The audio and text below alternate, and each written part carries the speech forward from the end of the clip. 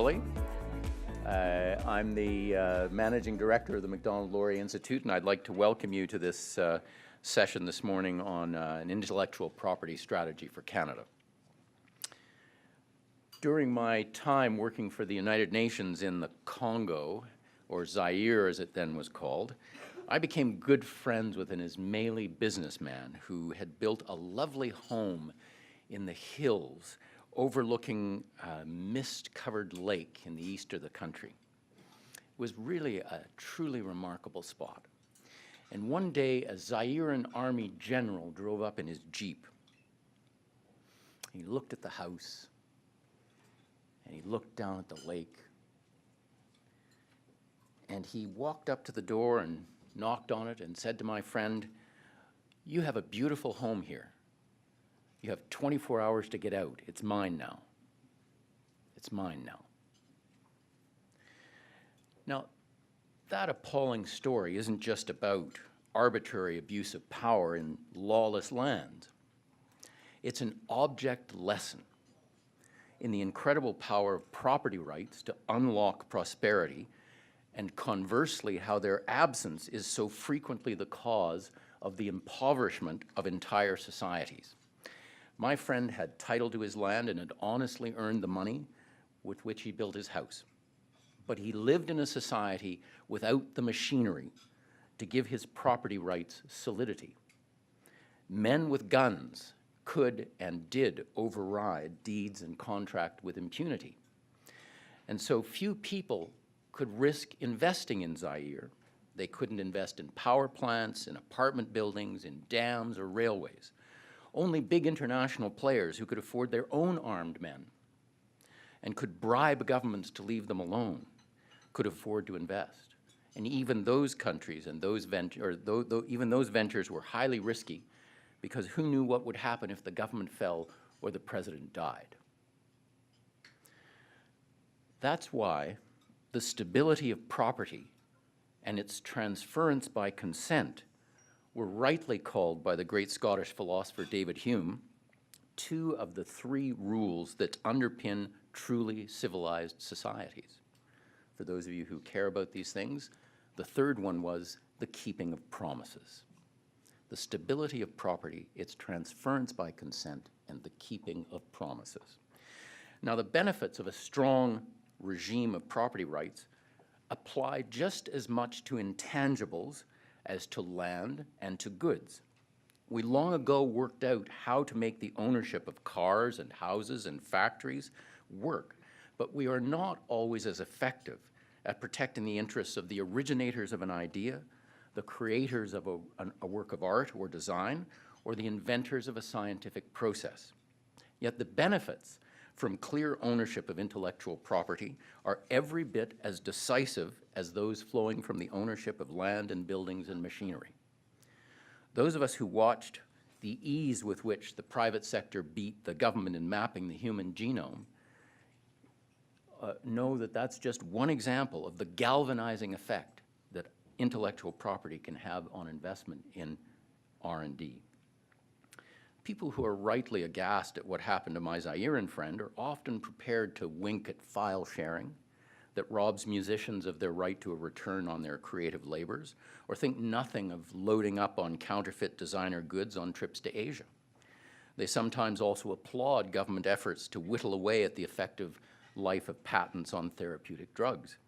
Yet in each of these cases of intellectual property, the coveted objects, the books, the music, the therapeutic drugs, the designer clothes, the software, they only exist because of the effort and investment of the creators of the original idea. A strong IP regime, therefore, unlocks creativity and innovation, surely one of the keys to prosperity in a society increasingly dependent on intangible services for its wealth creation. Ultimately, all wealth is based on human knowledge. All wealth, everything, is based on human knowledge. And increasingly, the wealth of societies like Canada takes the form of the fruits of our fertile minds in software, in design, film, fashion, engineering, disease control, and many more fields. While it's easy, though, to lay out the theoretical case for strong property rights in IP, the very intangibility of the property in question can make the whole topic seem rather abstruse. And yet poor protection of intangible property has a very tangible cost, cost that we at MLI have underlined in a series of 3 major studies, which you may have seen when you checked in this morning, demonstrating that there are strong connections between a robust intellectual property regime on the one hand and innovation and economic benefit on the other. Not only that, there is, of course, the moral imperative of ensuring that Canadian creators and innovators benefit from the fruits of their labors. I think we have to recognize, though, that Canada has not always been the strong champion of intellectual property rights that we must be if we are to innovate successfully, domestically, reward our creative minds, and remain competitive internationally. True, over the last 3 decades, we have made some important and wise decisions on intellectual property law to adapt to a digital economy and a globalized world. We, of course, have a modern economy, and we do well on some measures of innovation. But there's lots of work to do, ladies and gentlemen. Too often, we treat IP protections as something to be reluctantly conceded under great pressure in international trade agreements rather than opportunities to support creativity and innovation in Canada. Our courts too often tread on the rights of creators with novel decisions invalidating patents and expanding users' rights to copy and steal. Some of you may have seen the article in the National Post on Tuesday under the headline, "Canada's fight against $20 billion counterfeit market is a joke beyond belief," lawyer says, in which the weak enforcement of anti-counterfeiting rules is blamed for billions of dollars worth of fake merchandise entering Canada at the expense of legitimate IP rights holders. Canada, alone among wealthy and developed nations, has seen a decline in private investment in R&D in recent years, and our view at the Institute is that we should be looking at inadequate protection for IP as a major cause of that decline. Happily, the federal government recognized the importance of IP in the federal budget in March, which prominently promised an intellectual property strategy for Canada. This is certainly welcome news to many of us in the room, and we're extremely fortunate to have with us David Lametti, the Parliamentary Secretary for the Minister of Innovation, Science and Economic Development, who will be telling us a little bit about what the government's priorities are for modernizing and improving our intellectual property regime. And Parliamentary Secretary Lametti is himself an expert in the field of intellectual property protection. He's a former professor of law at McGill University, and he was a founding member and former director of the Centre for Intellectual Property Policy. Parliamentary Secretary Lametti, would you please come to the podium?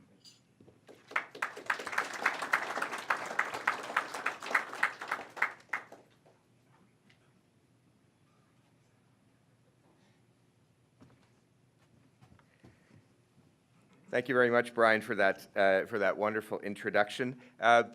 I was, in addition to teaching intellectual property at McGill, a property law scholar, and indeed my doctoral thesis at Oxford was on private property theory. So it was fun to hear Hume and others cited in the course of your introduction this morning.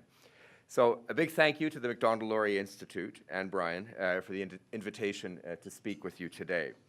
As the Government of Canada works to make Canada a world-leading centre for innovation, we're keenly aware of the relationship between intellectual property rights and innovation.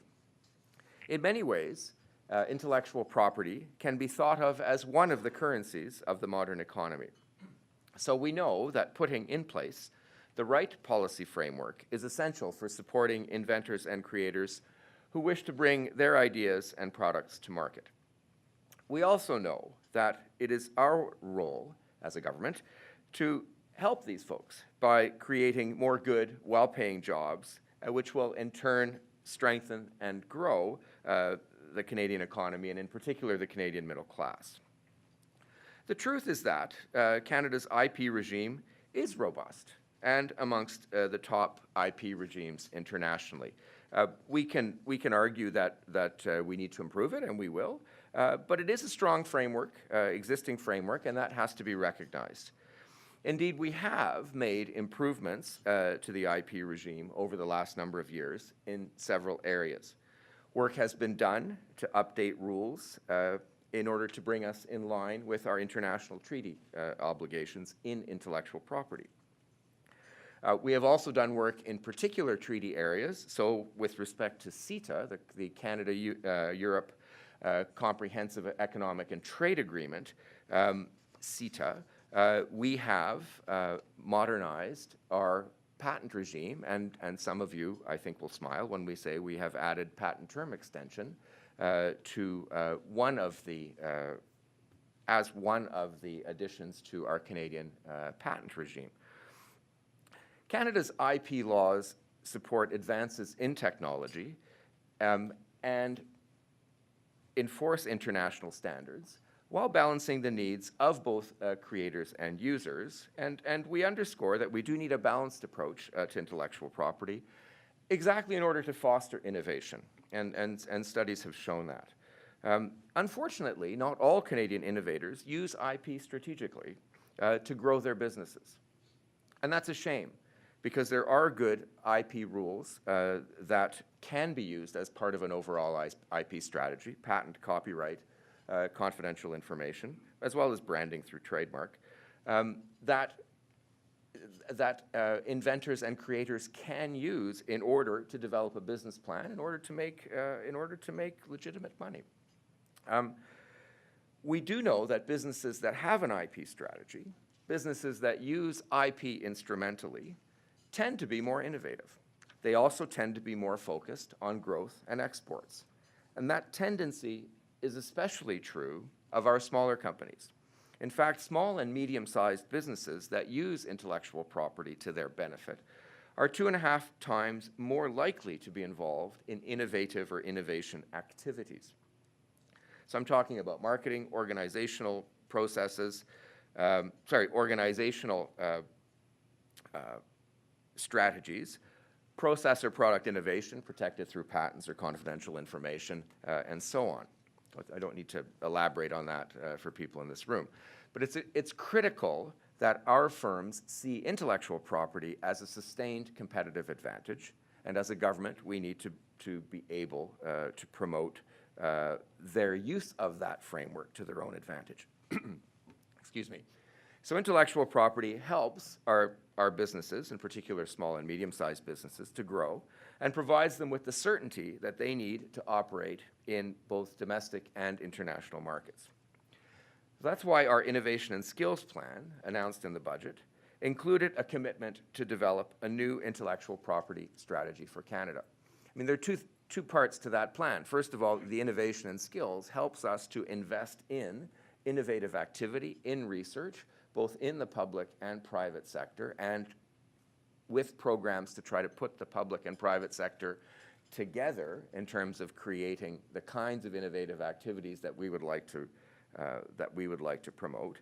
And as we are going to elaborate in the coming months, an IP strategy that goes along with that helps build on the investment that we're making in innovation. Put simply, better IP outcomes through the better use of intellectual property in an IP strategy means better Canadian innovation outcomes. That IP strategy will be a made-in-Canada approach that is modern, robust, and supports Canadian innovations in the 21st century. The strategy will include a number of different areas: educating entrepreneurs and innovators about the importance of intellectual property and about using intellectual property to their benefit.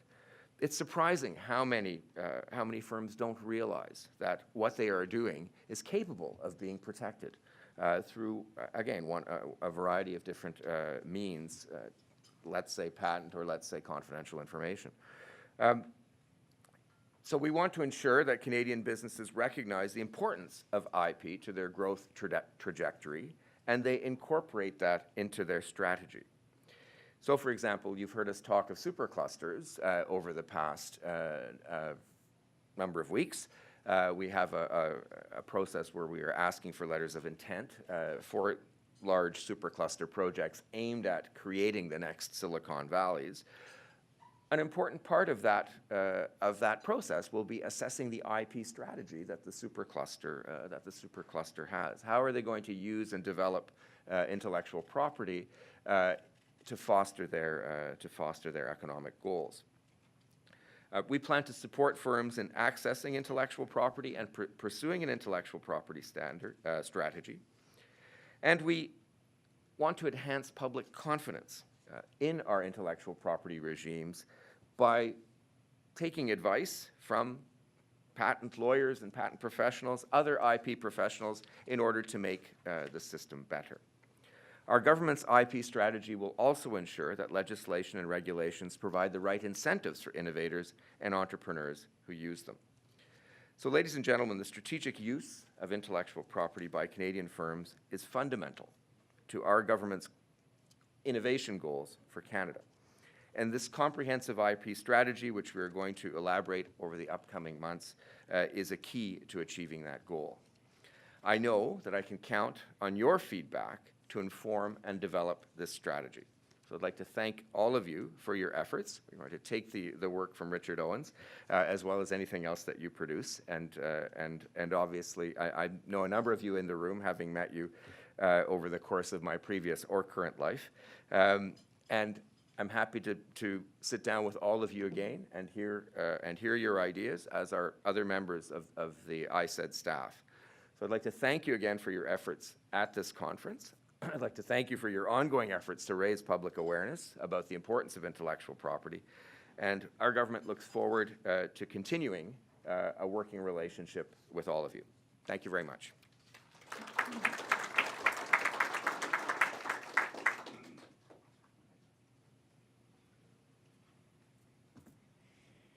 Thank you very much for those remarks, Parliamentary Secretary Lametti. We will now be hearing from Richard Owens, who is a senior fellow at the Institute. But before I invite Richard up, I'd like to invite the other members of our panel to please come and take their places so that we'll all be ready to go when in a moment. Let me tell you about Richard Owens. Richard is the guiding genius behind the 3 papers we have just published that I held up a moment ago. The series is entitled Defending Our Rights, the last of which we are formally releasing this morning, so it's hot off the press on the table out in the hall. Richard is a lawyer specializing in business and commercial law, intellectual property, and technology. He's taught at the University of Toronto Faculty of Law for over 20 years and served as the Executive Director for the Centre for Innovation Law and Policy. And most importantly, from our point of view at least, he is now a Monk Senior Fellow at the Macdonald-Laurier Institute. And I'm delighted to invite Richard to come to the podium.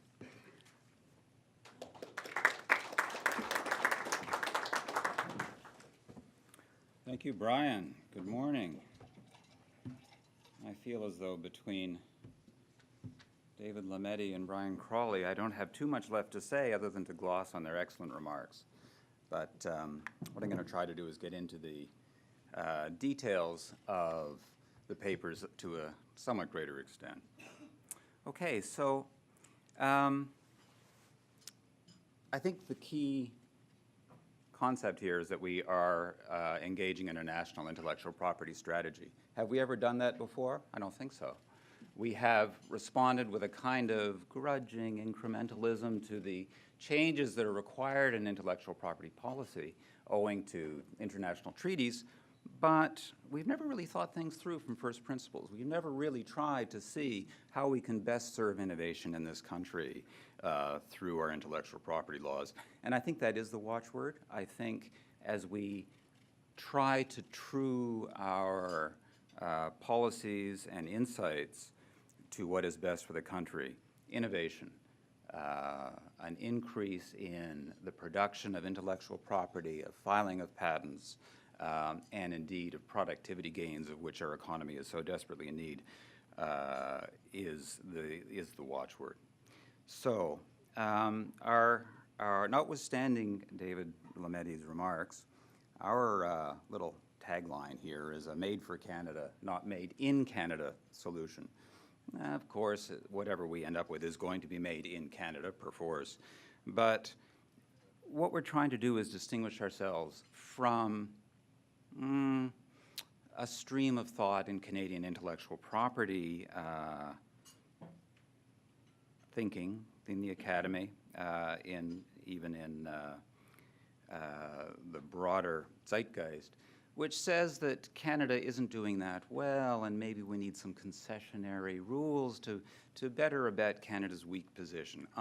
That's not what we're about. What we want to say is Canada should aspire to be among the best in innovation. We are already partway there. Let's continue. So to that end, we assert that intellectual property rights are indeed fundamental to the Canadian economy, and that Canada's economic future depends on increased productivity, which depends on innovation, which in turn depends on improving intellectual property rights. If you look at the rate of change, if you look at the nature of change in national economic productivity, the overwhelming driver of that change is intellectual property. What makes up gains in productivity is primarily intellectual property. It's innovation. And that, in turn, is going to a large extent depend upon improving intellectual property rights, which don't cost anything. All they are is about setting the right rules and then allowing the market to take over. Well, it appears I touched the wrong thing. Excuse me.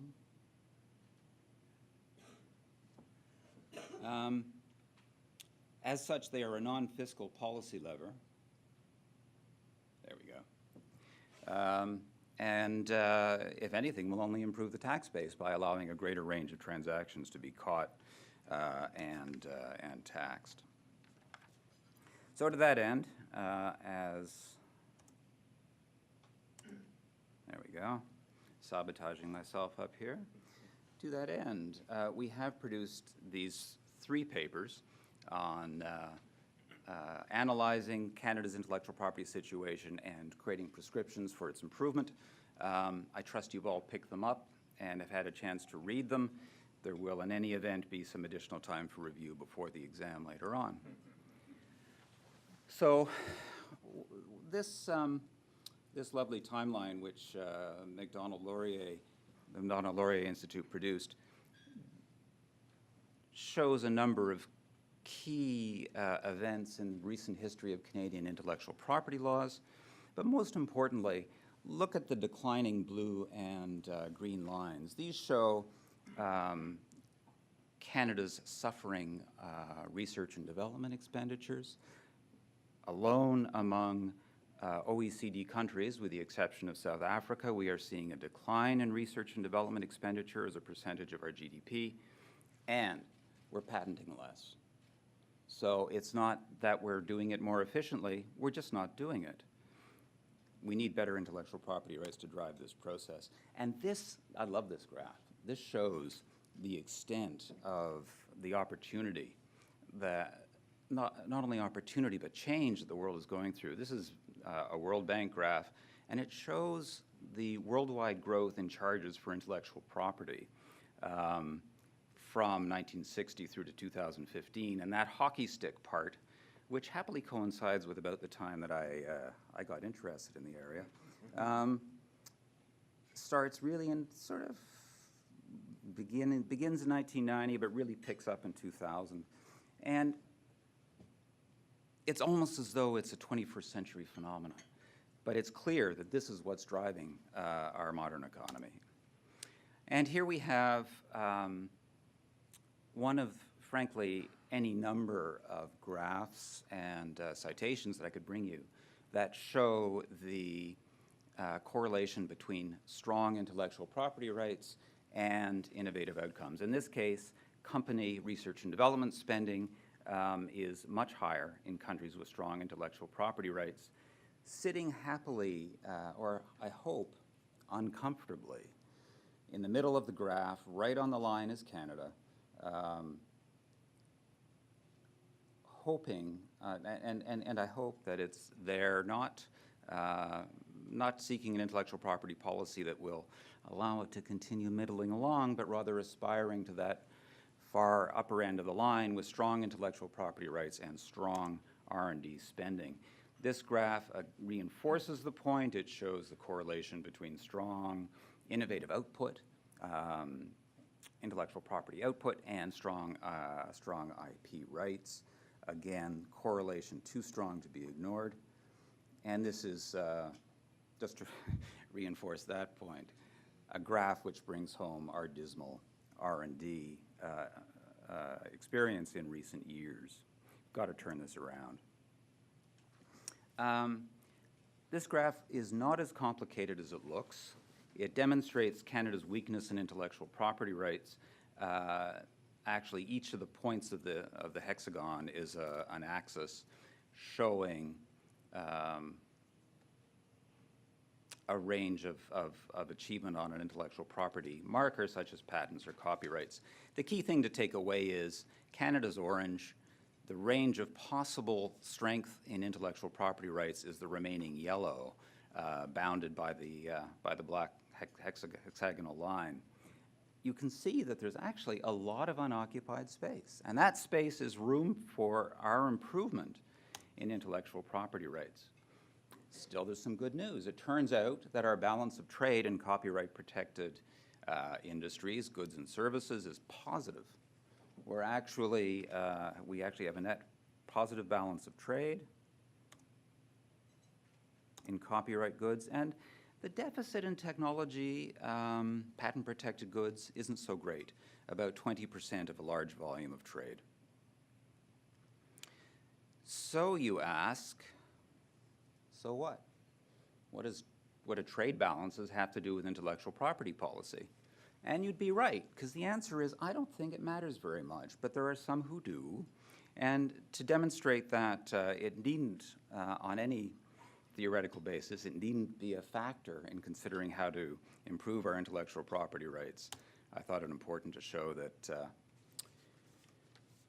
that we are in fact doing much better in trade than many allege. So, what are we recommending? First of all, fixing the intellectual property regime for life sciences, pharmaceutical innovation. When we began to do that many years ago, we saw a real boost in R&D spending by the pharmaceutical industry in Canada. Since then, relative to other countries, we're doing quite poorly, and we've also seen R&D spending by the pharma industry taper off, and to a certain extent be restructured, so it's a little bit harder to count than it was. But we want to show, I think, that we are respectful of the achievements of the industry and that we are going to be hospitable to its future R&D. Therefore, we're recommending a patent restoration term. In other words, an increase of the term of a patent to compensate for delays in regulatory approval, no less than the 2 years required by the Comprehensive Economic and Trade Agreement with Europe, preferably more. 5 years is the European and American standard. We have this thing which would take me the rest of my time to explain called the Promise Doctrine, which sets much too high a standard for utility for patents in Canada, much higher than other countries, and it's resulted in the invalidation of approximately 30 pharmaceutical patents which are otherwise in full force around the world. That's got to be changed. It's before the Supreme Court of Canada now. Hopefully they will reverse themselves, reverse their previous decisions, but if not, we should take legislative action. Right of appeal proceedings under notice of compliance regulations. Generic manufacturers have a right of appeal of an adverse decision. Innovative manufacturers do not. It's not fair. It needs to be changed. And finally, we recommend 10 years of protection of the confidential data of innovative drug manufacturers as opposed to the 8 required by CETA to withhold that data from use by generics for their own approvals. Finally, We have this invidious Harvard Mouse decision in which the Supreme Court of Canada decided not only that an oncogenic mouse created by Harvard University was unpatentable, alone among all the OECD countries, we decided it was unpatentable, but that that which is patentable should have been anticipated by the 19th century enactors of the Patent Act, which is a really puzzling decision and I think needs to be reversed by legislation to show that we welcome inventions of all kind, anything under the sun created by man. I was very heartened to hear David Lametti's remarks on small businesses. Unsurprisingly, our innovation economy is much populated by small and medium-sized enterprises. We need to encourage them to use patents and copyrights better. And in fact, our research shows overwhelmingly that it is the smaller companies that most benefit from intellectual property protection. And because we've seen some unevenness in its decisions, I think I would like to see greater resources made available to the Supreme Court of Canada to improve its intellectual property judgments, with some of which I differ markedly. Finally, copyright. I had a lot of fun working on the copyright section of these papers, and I think came up with what I hope is an ineluctable argument to the effect that term limits for copyright are unjustified entirely. So while I might like to see, as a vindication of my theoretical insights, an unlimited copyright term, I would be happy at least to see us move to 70 years plus the life of the author, as is the case around the world and as is required by the Trans-Pacific Partnership. One of the great benefits of that, by the way, is that it will gain us the reciprocal protection of our authors' works, for instance, in Europe, which limits protection now to 50 years because that's all we give its authors, even though they give their own 70. Notice and notice, terrible system. We have a big piracy problem. We're not doing enough about it. Moreover, the notice and notice system, pursuant to which intellectual property thieves and pirates are given notice that their material infringes, but not required to take it down, not punished in any way. It's a Canadian innovation. As I say, it's not effective, and it's giving rise to litigation in which aggrieved copyright holders are suing to get the names of infringers and then suing them for larger damages. An unintended consequence which I think could be avoided if we had a more effective administrative remedy. And speaking of errant Canadian innovations, we have the user-generated content provision, the so-called mashup provision that was added to the Copyright Act. It's very poorly drafted to do what it's intended to do, and what it's intended to do is an awfully bad idea, so I would simply take it out. And this, along with notice and notice, the user-generated content provision, the recent retreat on the Canadian anti-spam legislation, are showing that the strain of Made in Canada initiatives in intellectual property perhaps needs some sober second thought. Finally, fair dealing. I hate to inveigh against what has been determined to be fair, but the reality is that the scope of fair dealing, as Brian said in his remarks, has just turned into this gaping maw consuming the intellectual property and economic rights, particularly of educational publishers. And that needs, it's a situation which cannot persist. We have to find a way, even if it's by legislation, to reverse the excesses of the Supreme Court of Canada, particularly through the Alberta Education Decision and CCH and the Law Society of Upper Canada in expanding fair dealing. And allied with this is the further discussions we're having at the World Intellectual Property Organization about increasing, not decreasing, but increasing the educational exemption for fair dealing. So in summary, I hope that these recommendations will form part of a useful and dynamic part of the debate on how our intellectual property policies should evolve.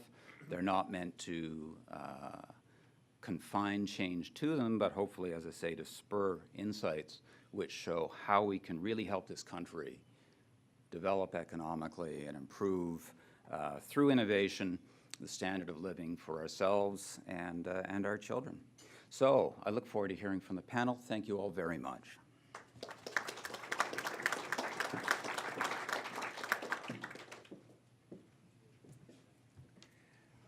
Thanks very much, Richard, for that very insightful and detailed presentation. I think the work that Richard is doing for the Institute is exemplary and shows exactly the kind of policy areas and the kind of impact that we seek to have on public policy at the Institute. Now it's time for our panel discussion, and I'm just here to introduce MLI Monk Senior Fellow Sean Speer, who is going to moderate the panel discussion. Sean will be known to many of you. He's been at the Institute now for almost 2 years, I would think.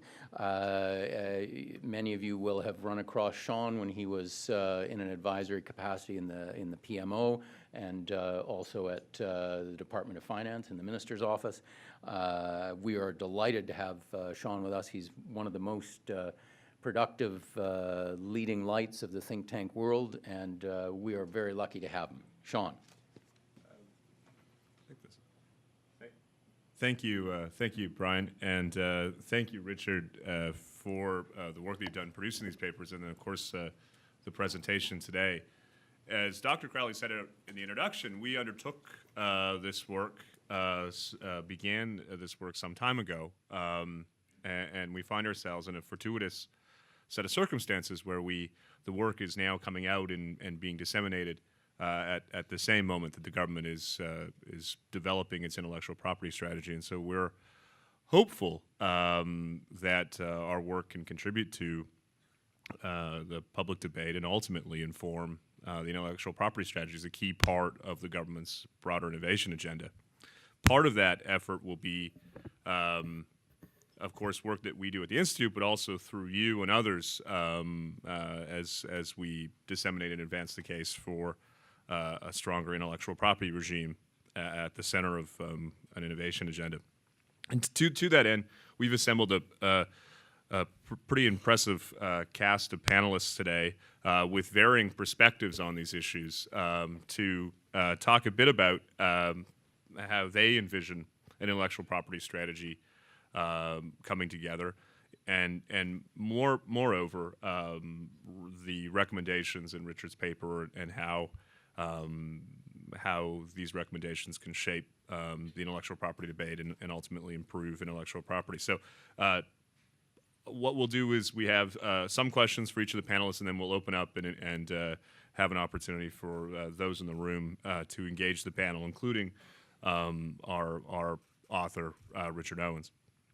So I'll just introduce the panel briefly, although I suspect many of you know the panelists here. We have Aaron Finley from the Canadian Media Producers Association. We have Barry Slickman from McCarthy Tetro, Stephen Ansell from the Information Technology and Innovation Foundation in Washington, D.C. We're very pleased to have Stephen join us here today. Declan Hamill from Innovative Medicines Canada, and of course, Richard Owen.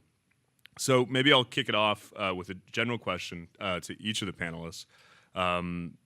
We now have this commitment to establish an intellectual property strategy.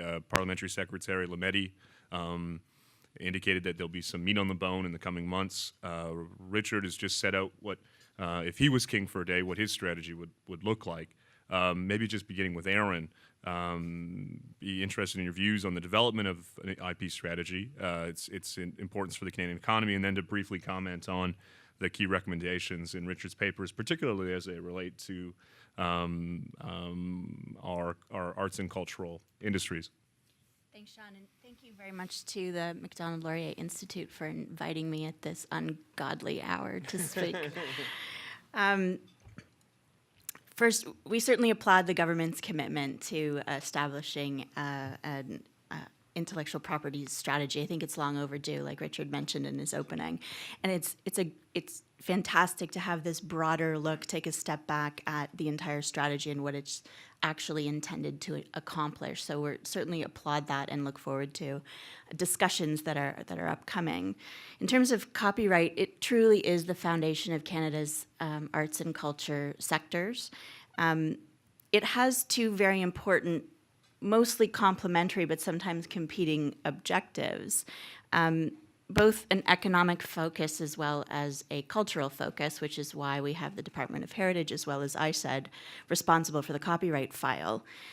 Culturally, the beautiful thing about the arts and cultural sectors is that they express Canadian identity. They tell our stories, they imbue our values through great books, shows, programs, art, digital media, whether it's short form, long form, docs, music. And so, for me personally, and I'm sure for a number of most of you in the room, it really is critical to who we are as Canadians. That's sort of the cultural side of what the arts and culture sector does, and also what copyright helps to support. On the economic side, without enforceable and strong copyright protections, there is virtually no market for cultural goods, artistic, literary, musical works in this country. I love to quote Stephen Stone every chance I get. Stephen is, if you don't know Stephen, he is the co-creator, co-producer of Degrassi, the Degrassi franchise, which is one of the best shows ever created in this country. It's incredibly successful. And he said in a recent speech that he gave, if you decide you don't want those industries, that's fine. You can throw up your hands and you can say we aren't going to tell our own stories and imbue our own values through the entertainment and cultural industries. You can forget about those industries in Canada. They will be long gone. That is this in a nutshell. We can debate whether it's important to have those industries in the country, and it's a bit of a side issue, but to me, it's so critically important to keep this in mind when we're talking about copyright in this intellectual property strategy. There is no such thing as a free market when it comes to works of the arts and intellect. Because of their non-rivalrous and non-excludable nature, it's not possible to prevent others from consuming them, and the enjoyment by one does not prevent the enjoyment from another. So this is why government regulation is so critical and important when it comes to the arts and cultural sector in the country. So we need effective government regulation to ensure that there's an efficient market. And this then leads to the discoverability, the promotion of Canadian content, and the export of Canadian content, which is a pivotal focus of this government. And to me, that's what a successful IP strategy looks like. When it comes to Richard's recommendations, I'll speak about some specific ones a little bit later, but there may be two that I think are missing. One, a discussion about the Copyright Board of Canada and how it's working and not working in terms of creating an efficient market in the country. And secondly, the statutory damages provisions in the Copyright Act is problematic. It essentially means that there's no teeth to the act when it comes to acts of, quote, non-commercial infringement. There's a maximum $5,000 for claims of copyright infringement for non-commercial infringement, and I think perhaps those two are missing, but I'm going to leave it there. Barry, same question to you, your views on the importance of this commitment on the part of the government and the extent to which we can find Richard's recommendations in an ultimate intellectual property strategy. Thank you very much, Sean. It's a pleasure to be here, and I want to start by commending the MLI for this initiative. There is an awful lot to be said about the philosophy of thinking through ideas, disseminating new ideas, and hoping that they'll percolate either in the short term or long term when old ideas don't work. And I think the genius of Brian and the MLI is to focus in an area that is so exceptionally important for this country, and to have some innovative, provocative, and different thinking on the topic that has so permeated the discussion about intellectual property over the last decade. So I can't underscore how important this initiative is, and hope that the MLI will continue the good work that Richard has started. I completely agree, Brian, with your remarks and with those of David and Richard in terms of the importance of intellectual property in the 21st century. We cannot hope as a society and an economy to continue the high standard of living that we have. We cannot think that we're going to be creating high-paying, rewarding jobs unless we're able to have an innovative economy. And unless we take IP seriously, unless we have the appropriate frameworks that promote innovation, promote incentives to create, provide adequate protection so that those who will invest know that they'll have a chance of reaping the benefits, we will simply not innovate.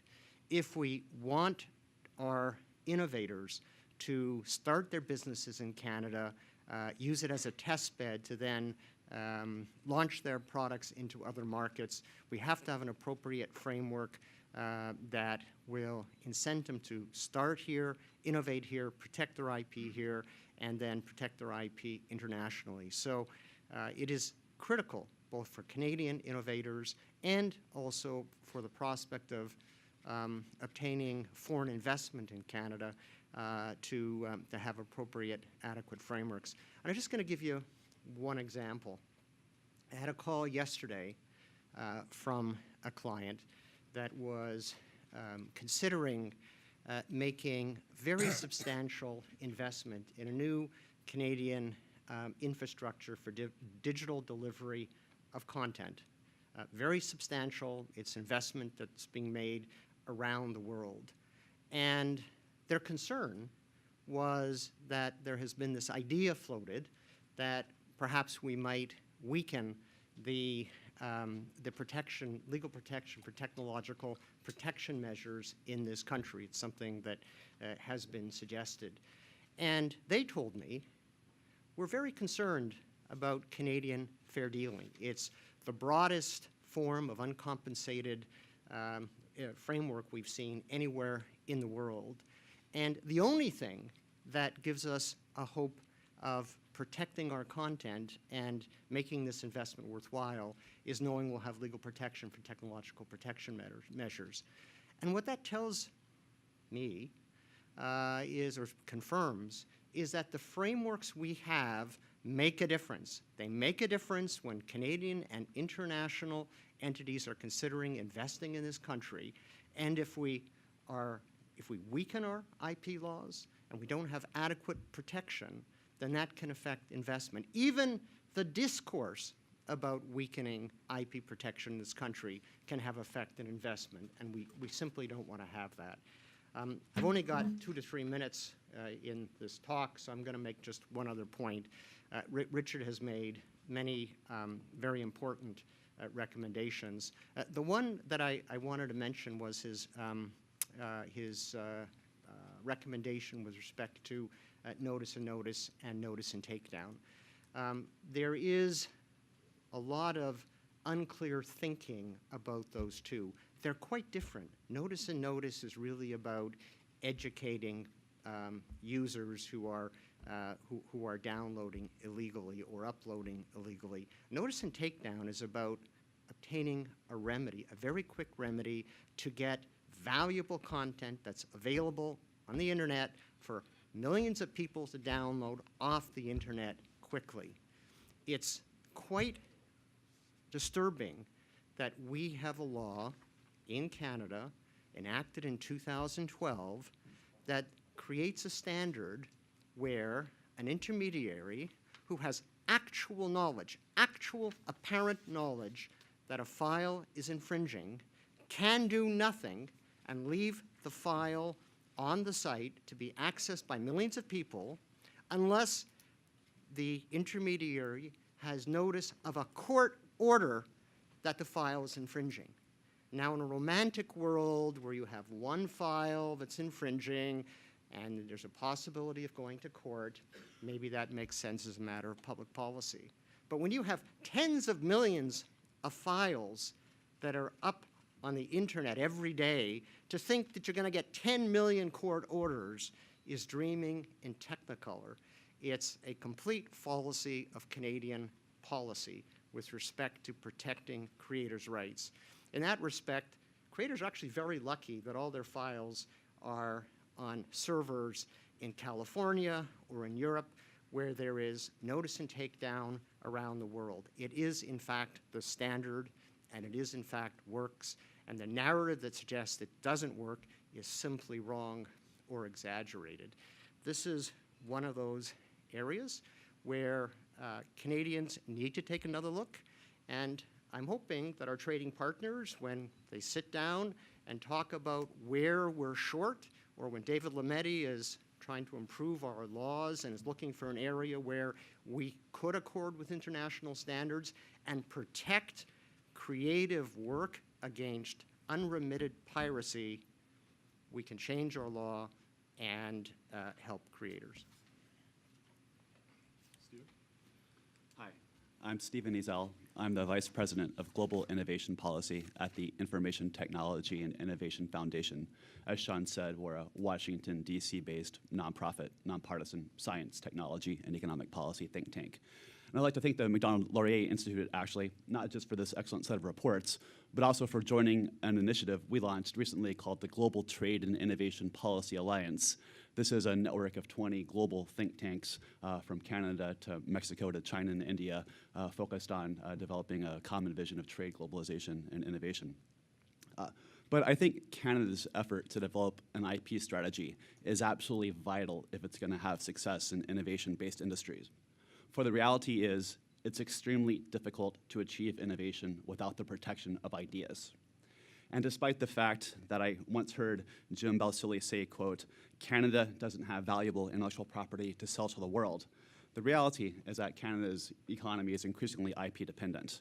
In fact, a new study shows that 51% of Canada's, or as much as 51% of Canada's economy is represented by knowledge-based industries, and at least 1/3 of intangible wealth in Canada is IP-based. And as you know, Canada is extremely competitive in a wide range of knowledge-based, IP-based industries, such as aerospace, quantum computing, software, video gaming, and content. And it's important to understand that innovation-based industries have peculiar and distinctive economics.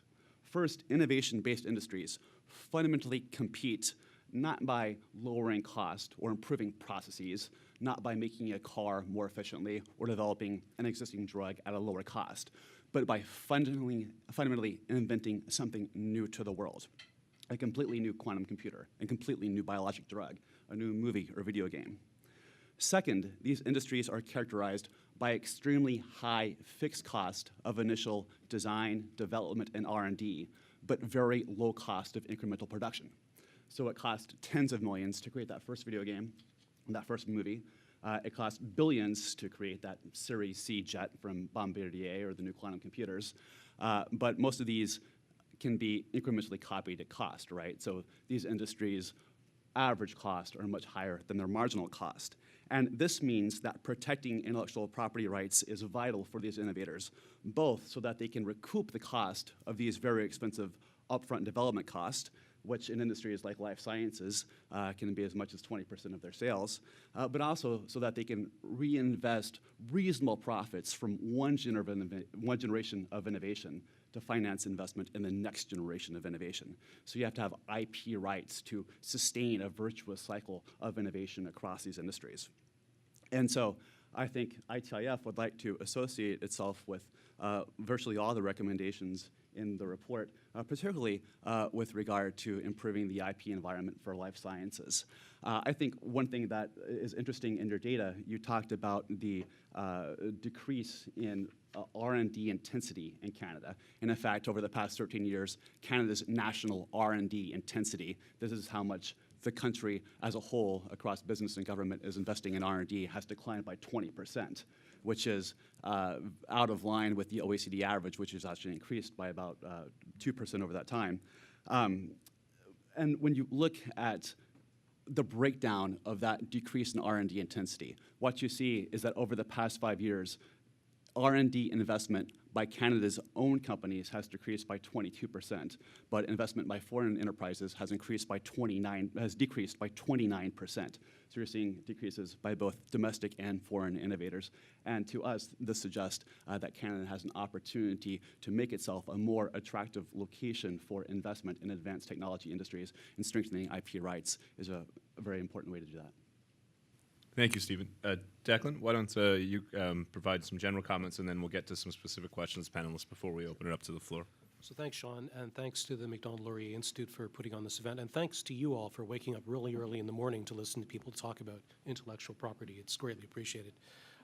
Those of you who have school-aged children will know that report cards are on the horizon, and I couldn't help thinking a little bit about Canadian economic performance in relation to one of my daughters, who's perhaps my smartest kid. I don't know that for a fact. Jury's still out. But her performance on report cards is actually mirrors sort of like Canada's performance as were described by Richard in his papers. It's not disastrous, but there's plenty of room for improvement. And she does what she needs to get by.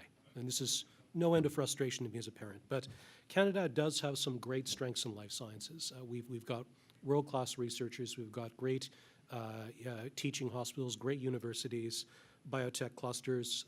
Clinical trial quality is excellent here. Unfortunately, from a life sciences industry perspective, intellectual property is not one of our strengths.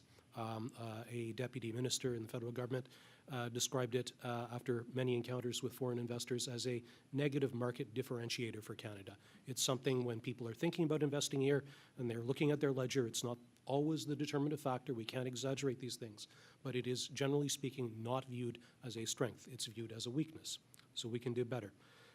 With respect to what the innovative life sciences industry in Canada is looking for, the concepts are very simple, but as in many things in law and policy, the devil is in the details. We're looking for an internationally comparative IP regime. And by comparative, I mean with first world developed jurisdictions with life sciences industries. We're not talking about developing nations or nations with no existing life sciences industries. You know, relevant comparators are important. Sometimes people choose the wrong comparators, and if you want to create the right environment, you have to choose the right ones. Second factor is stability and predictability. Like all businesses, we need to manage product life cycles, and we've had many issues in this country due to the operation of our patent linkage system, and also, as Richard mentioned in his paper, with respect to the promise doctrine, which have impacted on product life cycles in unexpected and negative ways. Products that were supposed to generate revenue to the end of their natural patent terms were curtailed, and the consequences of that for some of our member companies have been absolutely disastrous. So two things that we really like to look for and what we really would hope Canada would aspire to, but we're not quite there yet. And I think, Richard, your recommendations are very good in that regard. You spoke about the right of appeal. That's a technical aspect of our patent medicines notice of compliance regime, the Canadian equivalent of the U.S. Hatch-Waxman regime. How that is going to be applied in practice remains an open question. Canada has agreed to that in the context of its trade treaty, CETA, with the European Union. However, there is, I think right now, considerable uncertainty in its application and what that will actually translate into in practice. You also mentioned the promise doctrine. Promise doctrine, as I said, has had quite negative impacts on pharmaceutical companies operating in Canada. There's a very important Supreme Court case, the Nexium case, which is pending the decision. Every Monday I wake up and I look at the notice from the Supreme Court to see what's coming this week, and all I can say is it'll be one of the most important patent law cases in Canada in years, and it'll have national and international implications. So we'll see what happens there and go from there. Let's travel hopefully for now. You also mentioned data protection. You mentioned having a standard of 10 years, which would have been equivalent to the European standard. This was an issue which was discussed and debated in the context of the CETA negotiations. At the end of the day, Canada did not change its existing eight-year base protection regime of data protection. But yeah, that would definitely be something to aspire to and would be very positive for innovative life sciences in Canada. I will say there's other issues with our data protection regime. It's a bit complicated, but the scope of what is covered under our data protection regime in terms of what qualifies as an innovative drug is also an issue. Not all products qualify as innovative drugs in Canada. So there's both scope and duration improvements that could be hoped for. Patent term restoration, Canada is taking halting, grudging, piecemeal steps towards meeting the international comparator standard of 5 years. Canada's agreed to 2 years in the context of CETA. Again, there are a lot of issues around the actual application of this in practice, but it is a step forward. Canada was one of the very few OECD countries which had no patent term restoration regime whatsoever prior to the CETA negotiations. So there has been some progress there, but nevertheless, the international standard, the US, Japan, the European Union nations, Switzerland, et cetera, is 5 years. So 2 is a good start, but we would hope for more. So in terms of answering those specific aspects of your paper, which I very much enjoyed, by the way, and I commend it to all of you. If you haven't read it yet, please read Richard's papers. I'll try and end on a positive note. We support the government's intentions to move forward with an IP strategy. We support the government's innovation strategy. We're particularly encouraged by the government's decision to make health and biosciences one of those sectors. That's a very good and commendable, symbol at the moment. We'll see what it translates into in practice. Nevertheless, as I said at the beginning, as I say about one of my kids' report cards, it's not a disaster, but there's plenty of room for improvement next year. Thank you. Thanks, Declan. I think that's an important point because parts of Richard's study have looked backwards, of course, at the evolution of Canada's intellectual property framework, strengths and weaknesses. One can't help feel a bit negative about the lack of progress in some areas, but I do think we ought to be optimistic about the progress we're making, particularly with regards to the government's commitment in the budget, and I think some of what Parliamentary Secretary Lametti said this morning. It seems to me that there's an open door in terms of advancing the case for intellectual property, not as a defensive measure, I think, as Dr. Crowley and others have mentioned, but as a proactive one that's part of a positive part of an intellectual property, an innovation agenda. One of the challenges that we've faced in doing so is this formulation of a made in Canada solution. And Stephen, as someone who's written a lot and talked a lot about the global environment for intellectual property and innovation, just be interested in your perspective on this distinction between a made in Canada and made for Canada intellectual property strategy and advice you might have based on the research that you've done looking at the experience in other jurisdictions. Yeah, thanks, John. So, you asked kind of why should Canadian policymakers, resist calls for a made in Canada specific solution. I think there are a couple responses. And the first, as Richard pointed out, is that Canada's innovators themselves very much depend on and benefit from a set of global trade rules and norms of economic behavior that are embodied in agreements like WTO, TRIPS, the NAFTA agreement, CETA. And so intellectual property really, in a lot of ways, is about international standards so that there's reciprocity, so that your own innovators can be protected and their intellectual property in these global markets. So it's important to understand that's got to fit in the global context of IP policy. But I think more than that, it goes back to something I tried to get out at the beginning. If we want innovation to flourish in the global economy, 2 things have to happen. One, individual countries have to put in place very effective innovation policies to maximize the innovation output from their own companies and industries. But secondly, we have to architect a broad global economy that creates the conditions in which innovation can flourish globally. And there are 3 key things to this. The first, of course, is the protection of intellectual property. Second is the fact that companies need access to large global marketplaces in which they can recoup these very high fixed costs of upfront design and development. So Apple and D-Wave, your quantum computer manufacturer in Vancouver, need to be able to sell these products into global marketplaces. And third, third, we can't have excess competition in the global economy. So in China, and its Made in China 2025 strategy is going to put $160 billion into developing China's semiconductor sector. Or COMAC is developing a new wide-body aircraft to go up against Bombardier and Airbus and Boeing. These types of policies are destructive of the global innovation system. And so what I'm driving at here is I think that Canada's responsibility is not only to creating an environment in which innovation can flourish in Canada, it is to crafting a set of rules globally in which innovation can flourish entirely across the global economy. And I think the reality, frankly, is that we are in desperate need of a good global citizen in North America. I think we have one north of the border. But the reason why a made in Canada alone isn't as good as a made for Canada approach, in our opinion, is because of the international aspects of this. And also, I think it's fine to say, let's have strategy that is particularly attuned to the needs of a marketplace. And certainly, Richard, in your report, you pointed out, for example, when you look at the ICT sector, which is growing twice as fast as Canada's economy as a whole, it has 31,000 out of 36,000 companies that are SMEs that have less than 10 employees. So yeah, it makes a lot of sense to have a specific approach to support SMEs' ability to leverage innovation instruments, but that's different than a made in Canada strategy. We have a lot of public policy minded people and public affairs minded people in the room.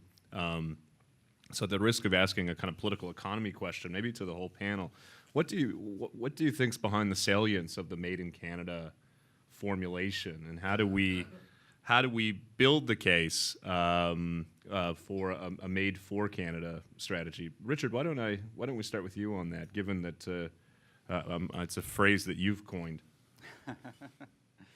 Thanks, Sean. You know, I sort of revert to what Barry was talking about and the importance of notice and takedown. I think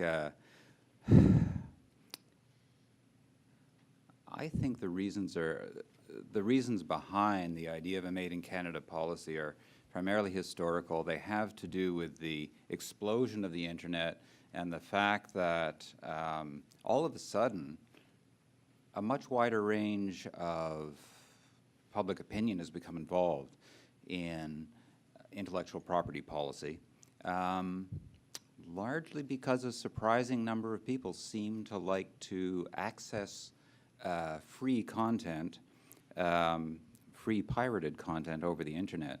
So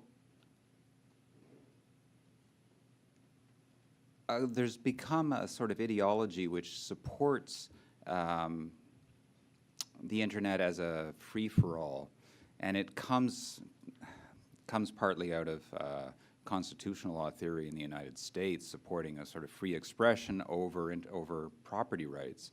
And this has caught on, and it's become reflected very much in our universities, where we see a surprising anti-intellectual property stance from intellectual property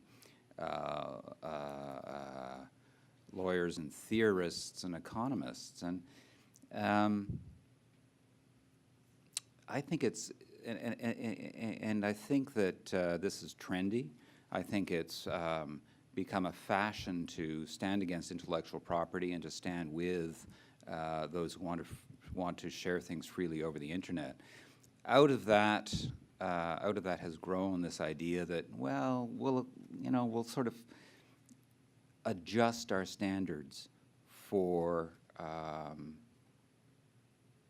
the wider public that seems to think this is okay, and have notice and notice, something that's not so severe, something that doesn't involve punishments, and we'll adapt our broader patent strategy for Canada, which is weak in trade and so on.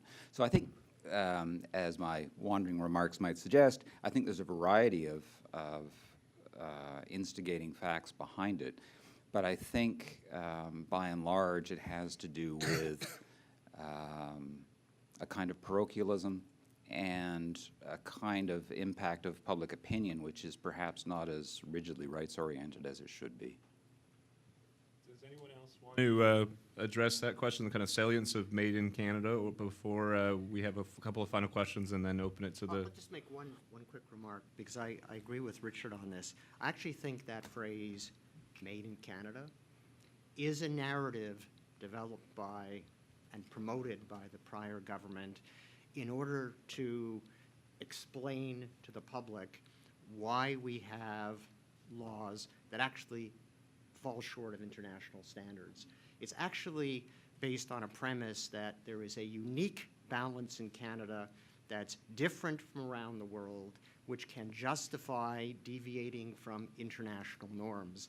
And it makes it sound like there's very sound public policy when you say a Made in Canada solution. Right. But when you pick apart the underlying policy that are sought to be justified by the Made in Canada solution, they typically are less than international norms, typically were anti-innovators, and based on a philosophy that weak protection was adequate. And so I think, you know, that particular term was used to promote an inadequate intellectual property framework, and perhaps the Made for Canada, if that's a different way of articulating it, would be a better narrative for public policy. Thanks, Barry. I'm sensitive that there's a lot of interest around the room, so I'll just be as brief as I can with a couple final questions before we open it up. Aaron, we have the expectation of a review of the Copyright Act, of course, at some point beginning later this year.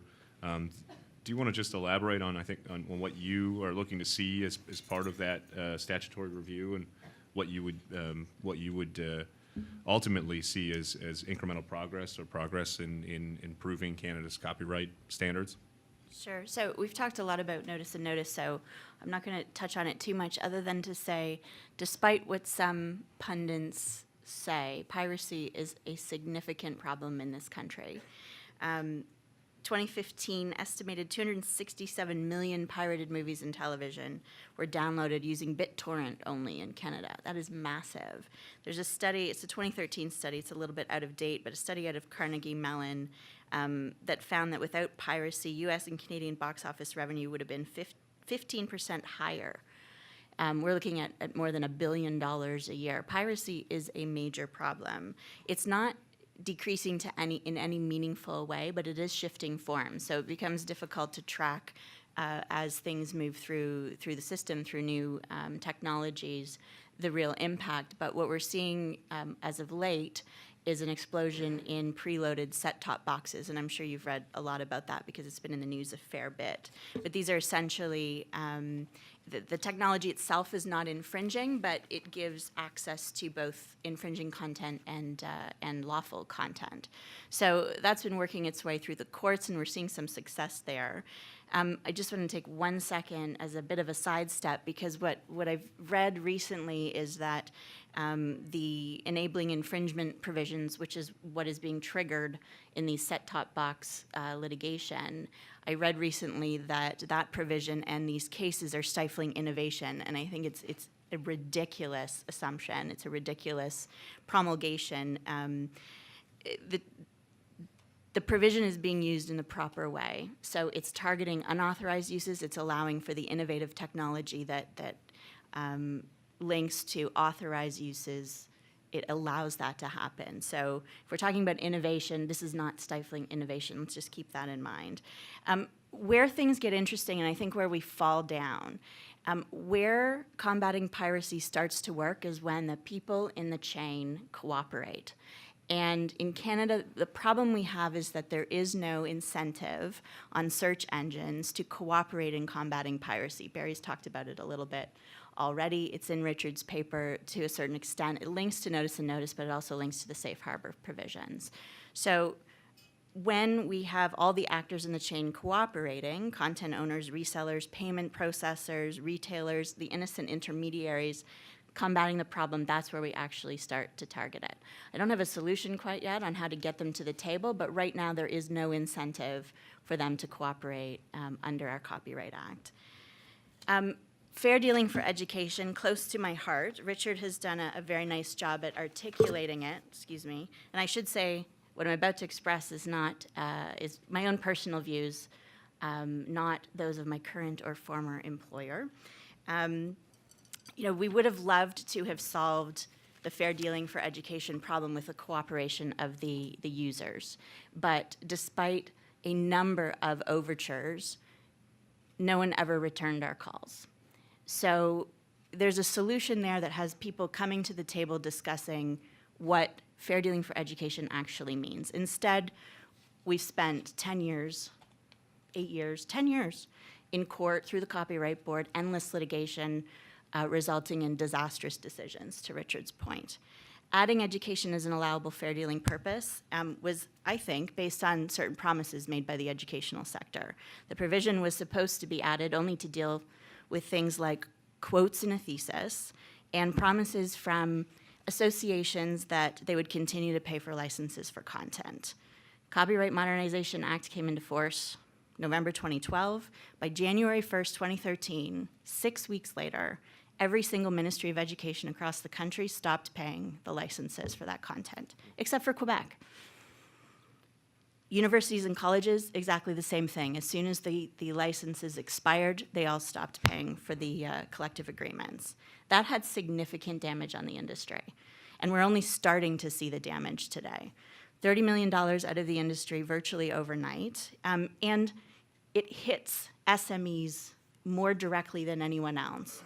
Niche, creative, Canadian content, these are the guys that are publishing diverse content reflecting our Canadian values. And these are the ones that are hit most hard by the university, college, and K-12 sector's decision to stop paying.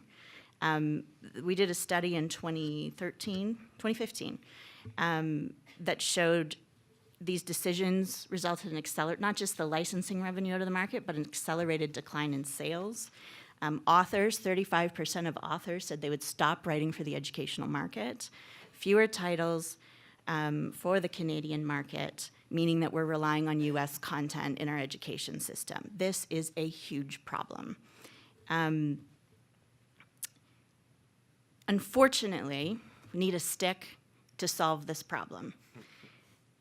There are options. Richard's advanced the option of taking fair dealing for education out of the Act, and part of me says, yeah, you know what, it was abused. I think that's the recourse there.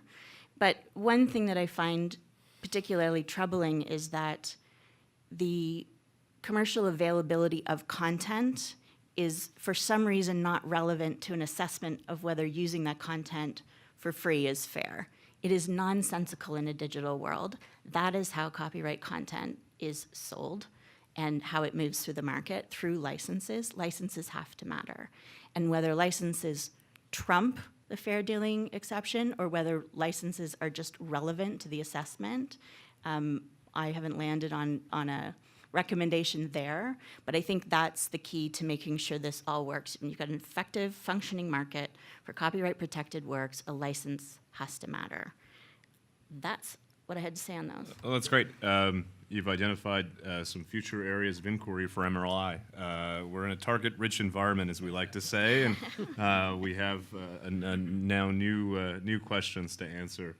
So Richard won't have much time for break after finishing his tomb. I'll just ask one final question to Declan and Barry, and then while I'm doing that, if people want to stand up or draw attention to themselves, we can enable some questions.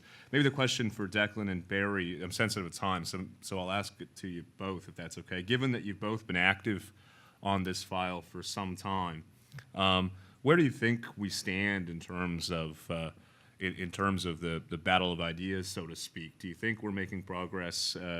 If using Declan's analogy of his daughter's report card, are we hopeful or optimistic that we'll see better grades next year? Well, I'm always hopeful, because otherwise, I'd be driven into some sort of insanity by frustration. So I think there is opportunity to improve. It is unfortunate that improvements, generally speaking, seem to come through trade agreements, through agreements that Canada negotiates and, is brought kicking and screaming closer to international standards. So, there are potentially opportunities on the horizon where change may happen again as a result of what may or may not happen with respect to NAFTA. I think domestically, and I do acknowledge the trend that Richard has mentioned with respect to sort of an anti-intellectual property bias or sentiment amongst academics and in other sectors. But I would say that we have moved somewhat, I guess, haltingly in the right direction with some of the federal government's recent statements around the importance of biosciences and life sciences. There's an acknowledgement that we need to build a new economy. Nobody's talking about the energy superpower anymore. So, the jobs of tomorrow, the jobs for my daughter, depending on her marks, have to come from certain sectors. And we need a vibrant knowledge-based economy here, which includes a vibrant life sciences sector. And I guess, again, trying to be optimistic about this, there are many things which governments either will say or, implicitly acknowledge are out of their control. We will never have a market the size of China. There's only a certain number of tax dollars to go around. There are many aspects of our Constitution which make matters elements of mixed jurisdiction or purely provincial jurisdiction. However, IP is something which is squarely within the federal government's wheelhouse, and it's something that the federal government can actually act upon and make a positive difference. So that's my optimistic conclusion. Thanks, David. And as Richard said in his presentation, it's a non-fiscal lever. That is to say, at a time of budgetary deficits, this could be a major step in the direction of an innovation agenda that costs the government nothing. Barry, what about your thoughts about the kind of state of play on the debate and the extent to which Richard's work can make a positive contribution in challenging some of these underlying ideas that have dominated for some time and shift the debate and enable better public policy out of Ottawa? So thank you for that. I'm extremely pleased with everything I'm hearing from the federal government. The focus on innovation, I think, is clearly right. The making an IP strategy as part of the innovation agenda is an element that we haven't really heard before in such a consistent, well-articulated way. I think the devil's in the details because we haven't actually seen what those details mean and how they're going to actually be played out. There's been different ideas about IP strategy, and the IP strategy could be one that promotes both positive frameworks and promotes education on how they can be used both domestically and internationally. And if that's the focus, then I think it's all positive. So we actually need to see it, we need to evaluate it, and we need to be sure that it's consistent with underlying fundamental principles about the role of IP and its link to innovation. And that's why I think that the work of the MLI and Richard is so valuable, because you could look at the report both in terms of the short-term and the long-term aspects, and you could look at specific recommendations, and we can agree or disagree on specific recommendations or the nuances of them.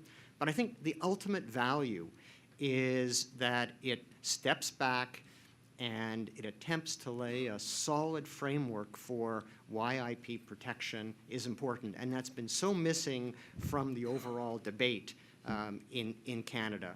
And that's the value of the report, I think, and it should be mandatory reading for the policymakers. And I think, the Supreme Court of Canada has missed a couple of things, and, if Taberge had gone the other way and Binney wasn't in the majority, then we might have a completely different dialogue about the role of IP in this country. And perhaps on the next very important case that gets up there, they'll read Richard's reports, and they'll understand the importance and then use that in their policy making, because so much of their decisions are based on what they perceive as a balance. And if you don't properly understand the framework, then you're not going to get the balance right, because you think the balance is something other than what they have traditionally said it is. So that's why I think it's so valuable.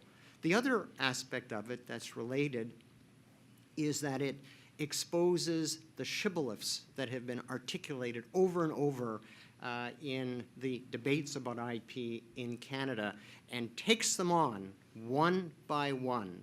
The shibboleth that a commons is better than a free market for an IP, the myth that user rights, users to use content without paying, is better than a market where those who invest get paid. And there's a number of them that he takes on. He also takes on some of the anti-IP advocates in this country, which nobody else has done in such a consistent, rigorous way. And so I think, you know, if you say, am I optimistic? I'm optimistic in terms of what I hear from the government. I'm also optimistic when I see a marketplace of ideas starting to compete and hopefully can get some traction that can inform a dialogue to help the public policy get kind of more on a keel to where it ought to be. So in that respect, I am positive. Thanks, Richard. I suspect you'll be seeing your quote about mandatory reading on the Macdonald-Laurier Institute website in due course. We now have some time to take questions from the room. We'd be grateful and interested in people's questions. Now, I don't believe we have microphone. We do have a microphone. So just at the back, if you just want to raise your hand, Shamil will come. There's one gentleman here.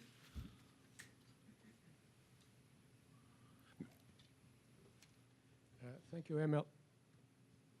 Thank you. Thank you, Macdonald-Laurier Institute, for the fantastic work that you are doing. I always enjoy the presentations and the meetings that we've had over the years. I'd like to use the term tailored for Canada, not made in Canada or for Canada. The answer actually already lies there. China's government is a partner in the intellectual property. It promotes the manufacturer, it promotes the inventor, it promotes the distribution, it promotes the technology that is being produced in China. Norway has created what is called sovereign wealth. What we need to do is make the Canadian government a partner in our inventions and in our intellectual property. And I'm happy to be sitting next to an IRAP development officer from the National Research Council. What I suggested to him is that instead of giving $50,000 to an inventor, why not say to the inventor, look, we will promote this invention, we will patent it for you, we'll promote it, and what we need to do is keep X percentage of the revenue from that invention to put back in the Canadian government's coffers so that we can develop more inventions in the future. I think that would be a winning formula. What do you think? That's a good question. I think I'll open the floor to the table to anyone who wants to comment. I think one important piece of the puzzle is that, and I don't want to put words in Richard's mouth, but what his work shows is that intellectual property is a critical component of a pro-innovation agenda, but of course it's not the only piece of the puzzle.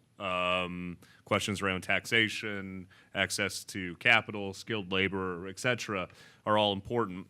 And many of those pieces are present in Canada, and yet we continue to have, we've continued to underperform, as Richard says, and so you step back and ask yourself what is missing, and it seems to us, and it seems of course to Richard, that intellectual property is a big part of that. Does anyone want to comment on this gentleman's point about kind of broader range of policies to promote innovation, and in particular the proposal he's put forward?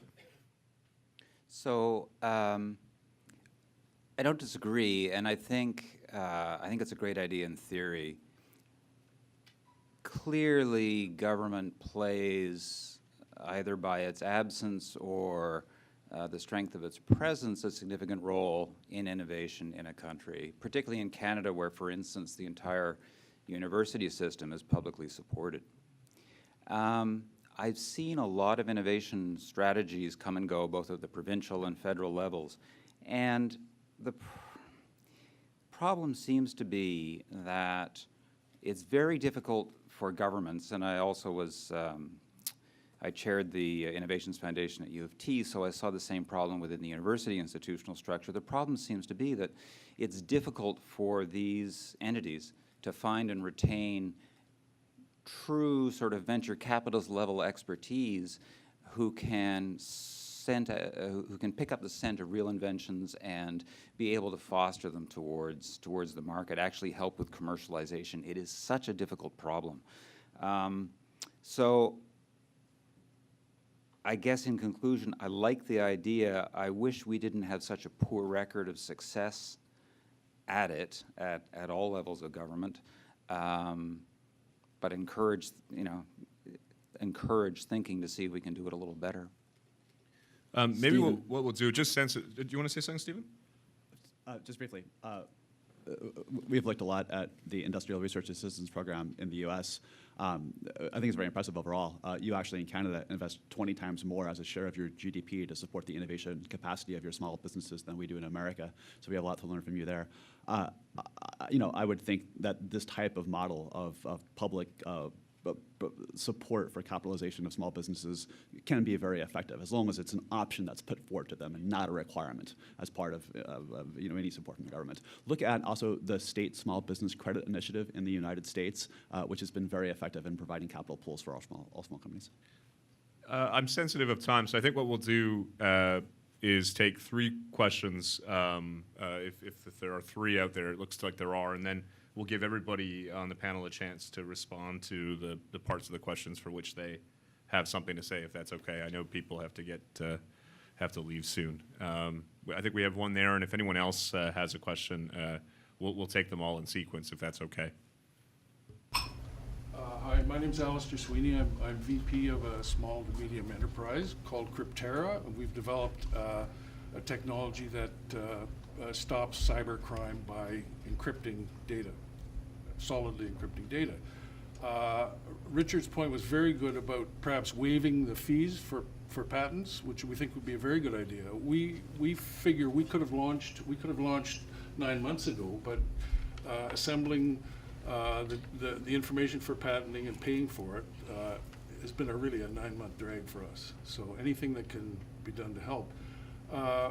Also, I think it's important to talk about the elephant in the room, or there's several elephants in the room, which are nation states who don't respect intellectual property. I'm author of a book on the BlackBerry, published by Wiley in 2009, and you may remember RIM had to pay a $600 million penalty to a troll in Washington, D.C. In the case of Nortel, I've talked to several people, and they're convinced that the loss of intellectual property to one particular elephant led to their downfall. So, it's important to remember that we need protection against nation states who don't respect intellectual property. Thank you, sir. We can maybe so we'll that's something people can speak to when we've accepted all of the questions. Is there anyone else? This gentleman.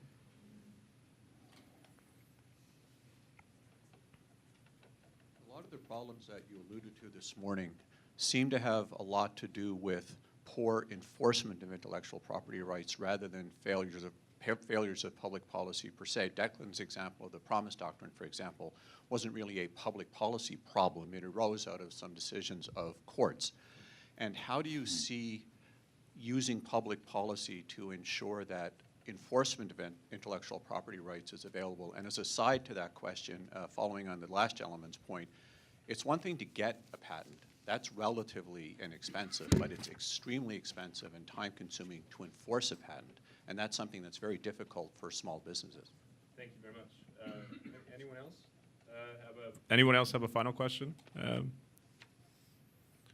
Okay. In that case, why don't we start with you, Aaron? I think we have maybe address patent trolls, the extent to which we are dealing with nation states that don't respect intellectual property, and then I think you would have a unique perspective on the question of enforcement generally. You always start with me. The question of enforcement, I think you're right, Brian, that a lot of what we talked about is the enforcement problem. No rights holder wants to run around, bonk people on the head, suing them all over the place. It costs a fortune. It takes years and years and years and years and years and years. And by the time you actually get to a result, assuming it's a good result, the damage is done, the issue's been resolved some other way. So I think what I was trying to get at is the strong intellectual property rights and the ability to enforce are critically important. You need to start from that premise so that people understand what their rights and obligations are. There is, from a policy perspective, there is a lot of room for parties to get in a room together to figure this out. And I think in the copyright world, where we landed over 15 years of copyright reform, was people getting incredibly embedded in their views. We wound up pitting users against rights holders. Everyone got very, very staunch in their opinions and never moved off of those opinions. And I think there's an opportunity here now today for what we're opposing forces, and still are, but there's an opportunity for the government to step in today and bring those rational-minded opposing forces together in a room to at least try and work this out. There's some interesting things happening in the EU around that when it comes to search engine ISP liability and the safe harbors there. And so I do think that there's a role for the government to try to bring two sides together to try and have a conversation, which we haven't been doing in the last 15 years. Barry, do you want to speak to those two questions, or any kind of final observations you want to make? Sure. There were, I think, 3 questions. I'll speak to each of them quickly.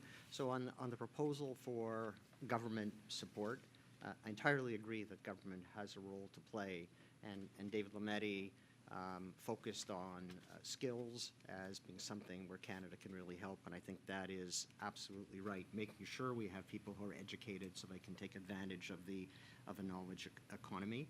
I think helping Canadians patent and having CIPO be able to give advice to entrepreneurs about how to get patents, I think, is useful. Having the government, though, take a kind of a percentage back does worry me, because I think that could be viewed as a tax on innovation. I think the best people who can figure out where crucial dollars should go should be to the innovators in the market economy. So I agree on helping, but I'm a little bit worried about the concept that the government should take a piece of it. On the question about RIM and the narrative about patent trolls, there was a problem when RIM spent $625 million to settle that piece of patent litigation against what was a patent troll. Since then, there's been a huge pendulum swing in the United States. There's been a new process to review bad patents. It's much more difficult to patent software now in the United States, harder to get injunctions because of the eBay case. There's been restrictions on kind of venue where cases can be brought. And there are many people who are now saying that, in fact, the pendulum has swung too far in the United States against patents. And so the continued narrative of patent trolls helps, I think, to confuse the debate and suggests that we ought not to have a solid patent framework because there was something that happened in the United States that went wrong. It did at the time, but there's been lots of changes, and so I'm very worried about that troll narrative suggesting that we ought to be worried about patents, and we ought to be worried about entities that want to assert patents to be able to capitalize on the investments that they've made.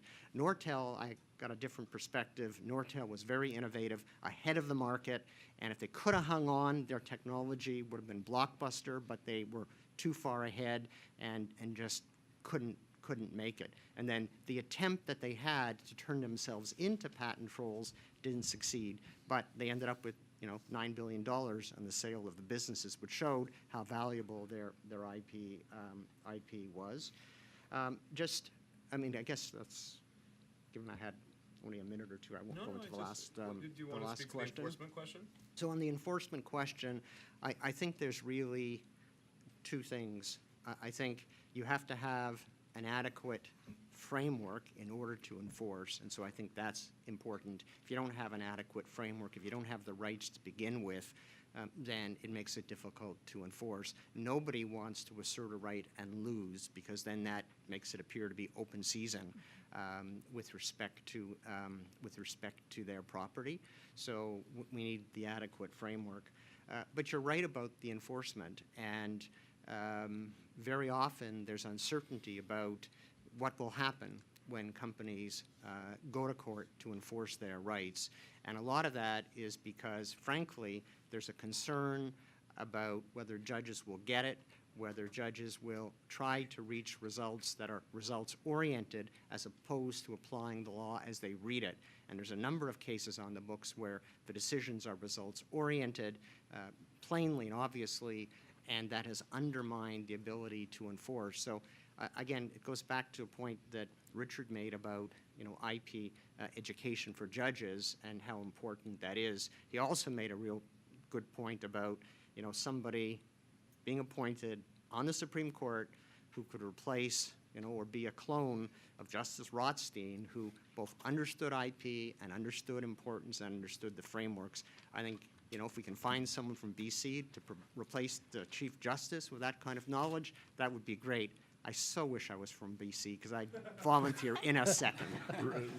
Richard would be great, but we can't afford to lose him at the Macdonald-Laurier Institute. So, Stephen, if you want to respond to those questions and/or just wrap up your observations today. Sure. Thank you. So, to connect the two thoughts and questions on China, yeah, absolutely. China, for example, is doing a lot to increase the stock of intellectual property in its economy, both through a number of good policies like investing in R&D and incenting researchers to apply for patents, but they're also doing an awful lot of bad things to get there, such as stealing intellectual property. You look at cases like recently happened with Qualcomm, where they were charged a $1 billion penalty for the abuse of intellectual property, which really meant that they were licensing their property at market rates, but that was deemed to be anti-competitive under China's anti-monopoly law. You even hear judges in China talking about the Shenzhen ethos, which is the duty of responsible Chinese companies to steal global intellectual property so they can move China up the global value chain. So coming back to my earlier point, there's an important role for Canada with the United States and with like-minded allies to play in being a full-throated global advocate for the critical role that intellectual property plays in the modern global innovation-based economy. And that's why when we look at some of the things that could be improved in the IP strategy, such as the Promise Doctrine. What you have in the Promise Doctrine is really a Canada-devised, expanded set of utility, which gets away from the three-step test of global norms applied to looking at the validity of a candidate. Is it novel? Is it non-obvious? Is it useful? Is it capable of industrial application? And sets a set of Canada-only rules that's led to the retrospective invalidation of 30 patents. It is inimical to a global standard of intellectual property, which, as Declan pointed out, is something that companies depend on if they're able to innovate in an environment of stable, predictable norms. So that would be one place we'd really like to see improvement in Canada's IP strategy. But then just to pull all those thoughts together,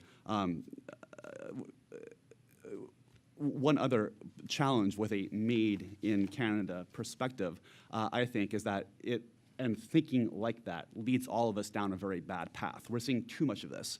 We're seeing the US have a Buy America, Made in America approach. We're seeing China with its Made in China 2025 strategy, which you should go look at it. It says that by the year 2025, 80% of all semiconductors, of all robotics equipment, of all industrial production machines should be produced in China for Chinese consumption. It is an autarkic strategy that leads to fragmented and balkanized global marketplaces that will ultimately harm the innovation economy globally. So, just coming back to that thought, I think we need to collaborate more in North America, Canadians, Mexicans, and Americans together, to push back on countries' unfair foreign trade practices like the counterfeiting you talked about. Maybe we can bring kind of 232 and IP infringement cases together as a North American bloc against countries and enterprises that aren't respecting global intellectual property. And I think there's much we can do, not just to improve Canada's own IP strategy, but to improve our regional approach to IP as a force for innovation in the world. Thanks so much, Stephen. Thanks again for coming here from DC to participate with us. Declan, any final observations, Yeah. including speaking to some of the questions from the audience? So I don't know if I can address all the particular questions, but I will pick up on Brian's question with respect to enforcement. And, it's complicated. You're correct. I mean, the Promise Doctrine or Patent Utility Standard in Canada is a judicial creation. It's not a deliberate creation of a federal government or public policy. That said, at some stage, depending on what happens at the Supreme Court, we own this. It's part of our environment, and we will have to consider alternate means of dealing with it if the Supreme Court does not sort of establish some sort of clarity or symmetry with international norms. I guess with respect to enforcement, governments only have a limited amount of control, but the first rule, I think, should always be do no harm. And they do have control over that to some extent because they can establish clear rules and they cannot disturb existing well-understood rules. I can't get into the details of it because it's covered by non-disclosure agreements and it's not in the public realm, but we are undertaking quite massive changes to our linkage regulations, the NOC regulations. It's more than the right of appeal, which is a requirement of the treaty with the European Union, CETA, and there's going to be a lot of changes. Those changes may ultimately, many years from now, prove to be good public policy. I don't really think anyone can judge that, but what it will result is the rules changing substantially for pharma patent litigation in Canada, and I think it's reasonably foreseeable that that's going to it's going to create a lot more judgments. It's going to maybe negate existing precedents, which are understood by both sides, which will in turn create more uncertainty and lack of stability for businesses operating in Canada. So rule number one, can't control everything courts do, but you do have some levers, and do no harm should be a principle. In terms of judicial education, Richard's paper touched upon it. I agree with Barry. It would be great to have a successor to Justice Rothstein as a sort of the IP lead on the Supreme Court. A few years ago, I was at a conference at U of T, and one of the presenters there, who was in fact a representative of generic companies, threw out the idea of, well, do we need some sort of specialized bench or specialized court in Canada to deal with this, because the federal courts are making quite a hash of this. And I was struck by the fact that the federal court judges, perhaps not surprisingly, but also the litigators on both sides of the industry all said, no, we don't need to do this. No, we don't need to. Everything's fine in Canada.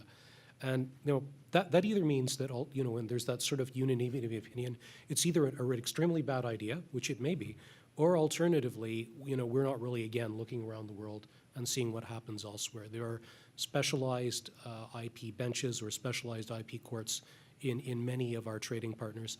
I don't know if that's the answer, but I think it's something we need to more seriously take a look at and consider to remedy the enforcement issue, which I agree with you, it's trickier to remedy that than substantive sort of policy gaps. Richard? Thanks. I'll just add a couple of quick responses to the questions in reverse order. On the point of enforcement, I think great question. One thing I'd just like to point out is most of you will be aware that Eli Lilly challenged Canada on the promise doctrine under the nation dispute settlement provisions of NAFTA. The tribunal in that decision decided that even though we're a common law jurisdiction with the power of courts to make law, that is effectively an arm of public policy. And so to say we own it is true. It's justiciable under NAFTA, and the future tribunals may well look to the decisions of courts as a basis for holding Canada in compliance or not with its treaty obligations. I don't like the term patent troll. To me, having watched the development of intellectual property for a long time, there's a whole political economy surrounding it that has a lot to do with lobbying and pejoratively casting one's opponents. And, one person's patent troll is another person's intermediary providing liquidity to small inventors. So I'm a little bit cautious of it, and it's worth noting perhaps that it was brilliant negotiating strategy that took BlackBerry's original demand from NTP of roughly $40 million to a $625 million loss. Finally, the importance of countries respecting intellectual property is a point that can't be sufficiently underscored. The Trans-Pacific Partnership is a really interesting agreement in the extent to which it recognizes the importance of harmonization of intellectual property as a basis for trade. If you look at statistics of Canadian trade, we tend to trade much more and much more profitably with countries that also have strong intellectual property regimes. And that's a matter for our government to try to develop better respect in, well, China and elsewhere, but the importance of developing this global market that respects the rights that are increasingly the major source of international transactions, as I say, can't be sufficiently underscored. That's all.